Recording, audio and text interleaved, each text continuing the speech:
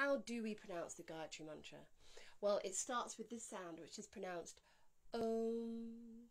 So there's no O in Sanskrit, there's only an O, and it ends with an M with a dot on top, which is an anusvara, which means the sound that comes through the nostril. It's a nasal sound.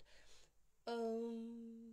And when we bring the sound through the nose, instead of humming it in the area of the lips, it has a very different effect on the spine. So the second sound, that, this is a dental T, which means we don't pronounce it in the place where we pronounce the English T, which is with the tongue just behind the upper teeth.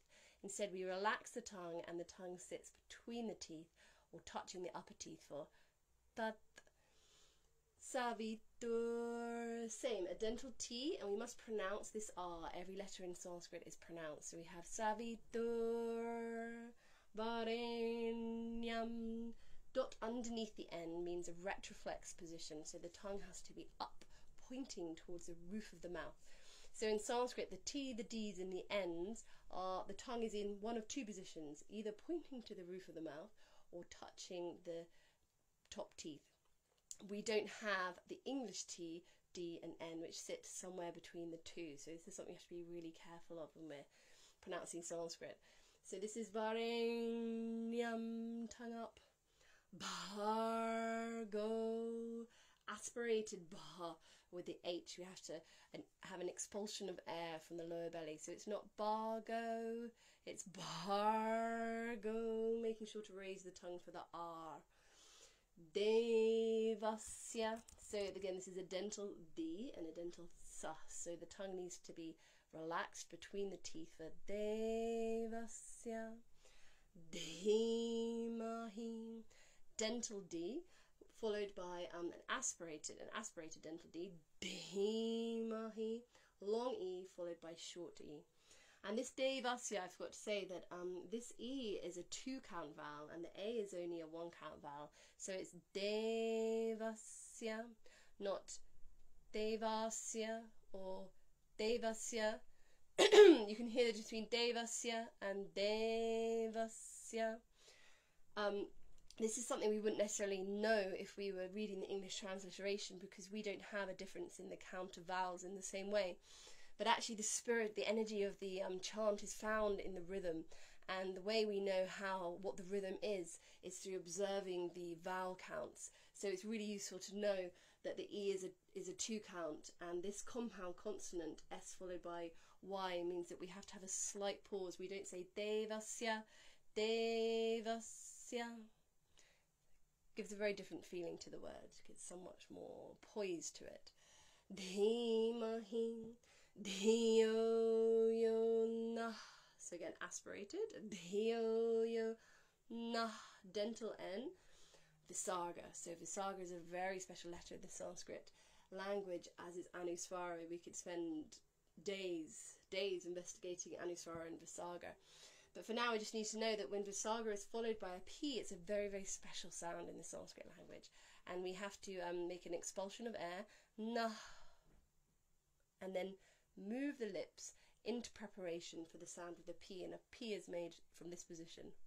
So, nah, prachodayat, ending with a dental T. And this is the sound of invocation in Sanskrit. We're invoking from a very deep level, and we kind of prepare for it by orally, by making this expression in our sound.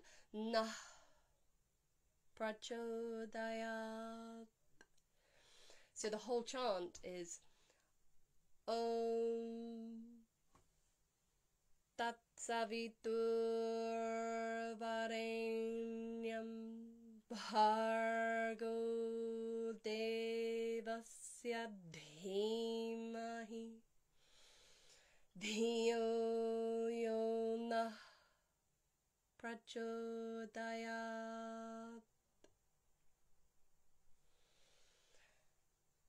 And you'll find that when you add these quite small but profound changes to the places of articulation, it really changes the effect that this chant has on our being. So one of my teachers always used to say that you can't crack a pane of glass unless you hit the right note. So mantra is there to create quite a change in our being, and kind of move us into a different realm of darshana, a different realm of seeing, so that we can see things in a different way. But in order for it to do this, we need to observe the articulation points, the places of pronunciation, because it has a very different effect on our system. And we also need to observe the chandas, which is the rhythm of the chant. So what this chant means really is found in the sound and the articulation. And we're going to be going into this in a lot of detail experientially in my Sounds of Sanskrit course that begins in September in Stroud and Exeter. But if you're not able to make that, have a go. See if making these changes in the way that you engage with this chant has any effect for you. And you can say it aloud. This is if you're using it in a way, in a meditational way, that we repeat the chant many times, maybe aloud, and then you bring it internally and you just pronounce it inside your head, but with the same crystalline awareness of which bell we're hitting when we're each of these sounds, because the different bell that we hit is going to create a different resonance in our being, and even more profoundly when we say it inside our head. So have a go and see what you discover for yourself. Enjoy.